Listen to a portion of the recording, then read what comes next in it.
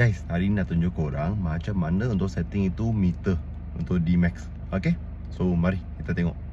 Ini D-Max punya meter. Atas dia punya temperature, speed meter dengan itu masa boleh tukar. So korang tekan pergi kanan, pergi setting, masuk meter setting, customize, top screen item. Lepas tu tengok outside temperature, speed meter dengan clock. So kita tekan. Biasa left saya letak clock, tengah maintain speed meter, kanan saya letak range.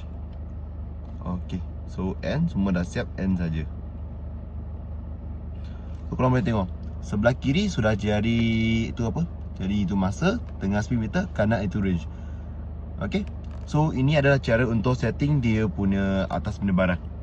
Jangan lupa follow saya untuk dapatkan lebih ilmu D-Max dengan lori sekali. Nama saya Chon.